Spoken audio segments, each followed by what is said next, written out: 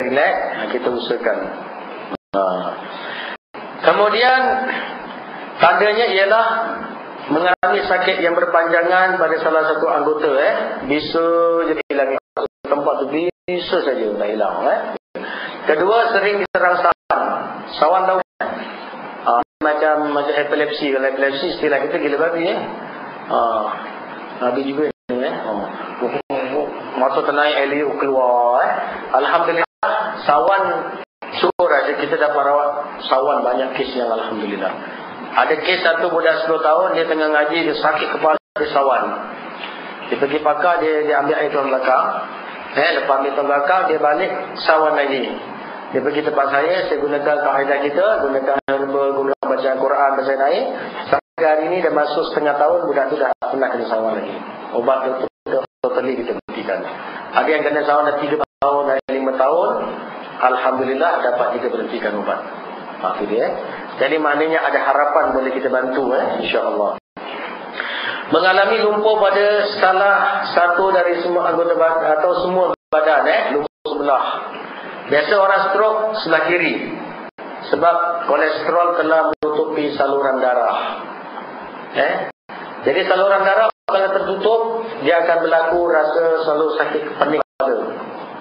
Kalau selalu pening kena hati betul cek. Pening kepala dan selalu bengal dekat belakang sini.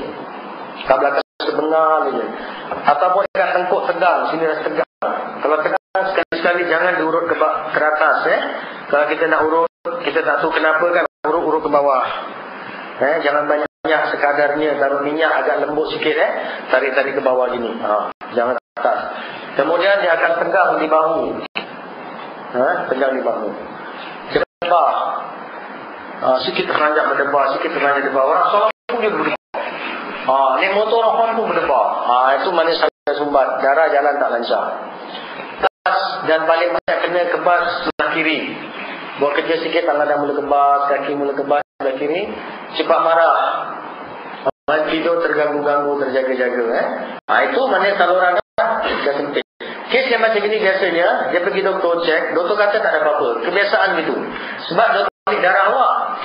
Dia ambil darah, dia tengok berdarah, dia tengok kolesterol apa-apa tak ada dalam darah. Yang sumbat ni itu, yang sumbatnya dalam salur. Dalam salur nak kena pergi doktor yang pakar lah, baru dia dapat cek saluran darah awak sumbat. Jadi apabila saluran darah kita sumbat, darah kita beku, ada blood clot kan, beku, dia akan mengalir macam berbola, dia mengalir ikut darah kita. Normal ikut darah jalan mengalir. Kebetulan sampai dekat darah yang sempit saja dia terus tersendal. Tersendal itu yang jadi putus. So yang benda tu, dan telinganya berdarah, ataupun meninggal terus. Jadi darah jalan sampai satu tempat dia tersumbat, tersangkut. Itu hadir. Oleh sebab itu kalau rasa pening-pening bengal-bengal, insya-Allah boleh bantu dengan apa, rawatan boleh dibantu. Urut pun kena hati-hati kalau dalam kes. Sebab itu yang orang tukang urut saya nasihatkan, kalau kita jadi tukang urut, kita kena banyak ilmu tentang ni. Kalau orang sakit kepala, kena hati-hati urut. Jadi murid saya terutama, kalau orang baru balik hospital, orang baru masuk hospital, baru balik hospital, kita nak rawat, orang kena hati-hati. Sebab orang yang baru balik hospital kadang-kadang belum stabil. Orang masuk hospital belum stabil, jadi kena hati-hati. Takut kita main cekik-cekik, kau keluar, kita buka, meninggal terus. Dia kata, okeylah aku keluar dari inna lillahi wa inna ilaihi raji'un. Jadi hati-hati. Kalau kes agak berat, kita rasa tak berani, kita jangan rawat. Sebab takut kita baru pegang saja, jadi asbab dengan mati, dan kita pula yang kena. Itu dia.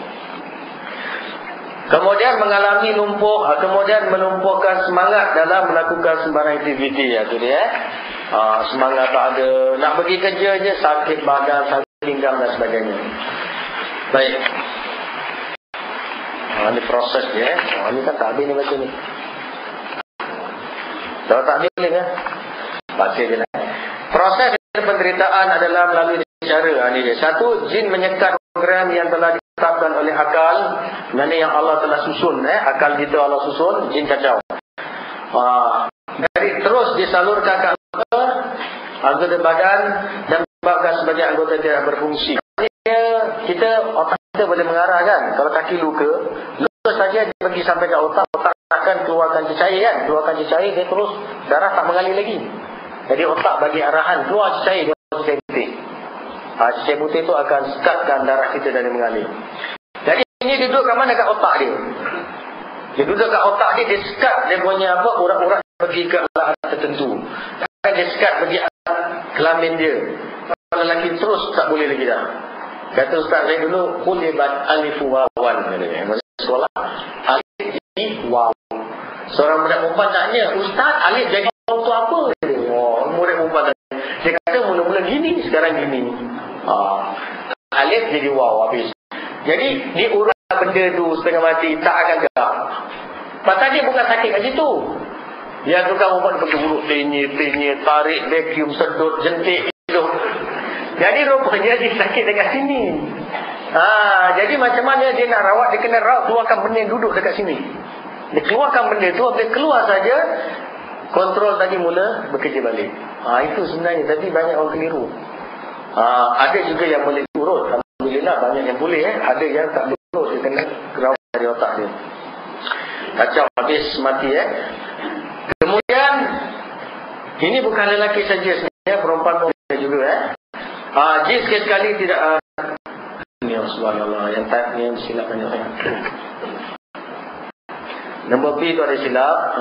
Pasal saya sebenarnya nota ni siap, dia tak sempat hantar ke saya sebab saya hantar pun lewat. Dia tak sempat semak. Jadi minta maaf ada silap type. Orang tadi ngantuk sial. Jin sekali-sekala tidak berfungsi, itu pun ada kisah. Sama ada jin menghantar program kepada, sama ada dia hantar program kepada badan terlalu cepat. Itu dia. Yang menyebabkan sebagian anggota badan kejang dan tidak bergerak walaupun anggota tersebut tidak lumpuh. Ada kalanya tak utusan dari otak cepat sangat. Maknanya tak selari ikut dia punya arahan. Terlalu cepat, itu jadi apa? Terjadi sawan, jadi fit. Pasal program cepat sangat, macam komputer. Melaju sangat. Kalau awak bukan cek Quran kan, saya kata ngaji, ada normal, ada slow, ada apa? Lambat. Kita bisa normal, Bismillahirrahmanirrahim. Kalau yang laju, Bismillahirrahmanirrahim.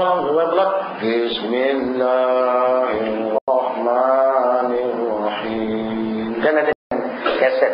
Jadi dia hantar cepat sangat, jadi kita tak tahu arah. Arah terlalu cepat, jadi tak tahu arah. Kalau dalam istilah moden, dia kata itu sawan berlaku, histeria sawan berlaku dengan serap. Kata kelenjar. Kelenjar adrenal terganggu, kata dia. Yang menjadi berlaku mengurus, menjadi kurus cepat, jadi fit. Kemudian dia berlaku apa? Satu lagi kerana apa ni, chemical reaction, kata dia. Yang berlaku dalam tubuh kita tak seimbang, jadi sawan. Itu dari segi moden lah. Itu Oleh sebab itu, doktor mencipta, pakar-pakar mencipta obat-obat tertentu macam mana nak melawan benda-benda yang tak stabil. Jadi dia bagilah obat. Jadi orang yang jadi sawan, jadi mental, seorang makan pen tu senyap. Kan? Tanya obat Robert. Kalau dia makan tu dia agresif, dia pecah itu, pecah ni, dia cakap tak berhenti. Makan tu dia tu senyap-senyap. Jalan pun slow. Dia. Jadi dia bagi obat terus pergi ke akar-akar tunjang pepak dia tu. Dapat kawan. Jadi dia slow. Jadi itu dia tak baiklah, sentiasa gitu saja. Kalau dia berhenti, dia mengamuk. Kalau dia tak berhenti obat, dia jadi gitu. Jadi kita cari alternatif membantu menghilangkan apa keadaan tadi. Baik, kemudian itulah seterusnya macam mana sihir sakit dilakukan terhadap seseorang. Ada kalanya jadi buta, mata terus tak nampak. Ada kalanya telinga terus jadi pekak. Tiba-tiba jadi tak dengar. Doktor cek semua normal. Tiba-tiba tak boleh cakap. Doktor cek semua normal. Boleh berlaku. Ada kalanya terus tak boleh menelan. Macam-macam kes lagi. Dan pembedahan-pembedahan dilakukan atas kes itu biasanya dapat menolong sangat. Ada kalanya telinga jadi pekak, kena bedah baru boleh. Jadi pembedahan biasanya tak dapat menolong. Habis duit sajalah. Menolong terlalu jarang.